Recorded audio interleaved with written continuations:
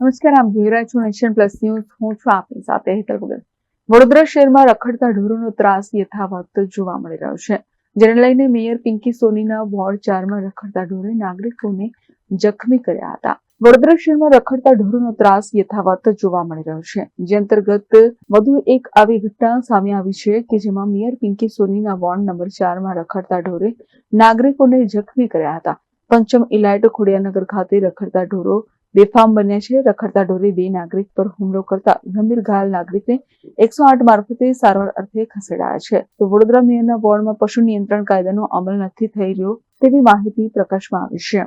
વડોદરા શહેરમાં જે રીતે ગાયોને દૂર કરવા માટે વડોદરા મહાનગરપાલિકા લાખો કરોડો રૂપિયાનો ખર્ચો કરે છે, ગાયો પકડે છે, પરંતુ આજે જોવા જઈએ વડોદરા શહેરના ખોડિયારનગર 4 રસ્તા પંચમ એલાઇટ પાસે એક ગાય ગાંડી થઈ ગઈ ને બે વ્યક્તિને એટલો મૂઠમાર માર્યો છે અને એક વ્યક્તિને અત્યારે 108 દ્વારા હોસ્પિટલ ખસેડવામાં આવ્યો છે. ક્યાંક ને ક્યાંક ગાયો જે બપોરે આજે છોડે છે અને છોડવાના કારણે ગાયોને ખાવાનું મળે છે કે નહીં, કે આપે છે કે નહીં, અને ગાયો ક્યાંથી આવે છે એ હવે કોર્પોરેશનનો વિષય છે. પરંતુ જે રીતના આજે ગાયો હુમલો કર્યો બે વ્યક્તિ પર અને બેમાંથી એક વ્યક્તિ ખૂબ જ ગંભીર રીતે ઘાયલ છે, 108માં મોકલે છે, એક વ્યક્તિ બચી ગયો છે.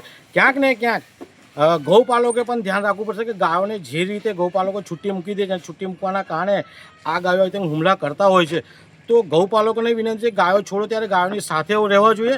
નહીં તો વડોદરા મહાનગરપાલિકાને પણ વિનંતી છે, આજે રવિવાર છે તો રવિવારે તમારી કામગીરી ચાલુ છે કે બંધ છે? ક્યાંક ને ક્યાંક ગાયોના કારણે અકસ્માતો થઈ રહ્યા છે, રોડ અકસ્માત થઈ રહ્યા છે. સાથે આવી રીતે ગાયો જો હુમલા કરશે તો માણસો ગાયોથી એટલા ગભરાશે ન પૂછવાની વાત. અમારી એક જ માંગ છે કે ગૌપાલકોને પણ વિનંતી છે, ગાયો જ્યારે બહાર કાઢો ત્યારે ગાયોની સાથે રહો.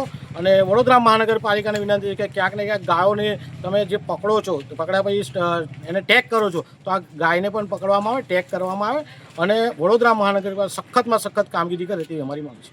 Report Nation Plus News Vadodara. સમાચારોનો સતત અપડેટ મેળવવા માટે અમારી નેશન પ્લસ ન્યૂઝની યુટ્યુબ ચેનલને સબસ્ક્રાઇબ કરો, બેલ આઇકન દબાવો અને જોડાયેલા રહો ફેસબુક, ઇન્સ્ટાગ્રામ અને ટ્વિટર પર.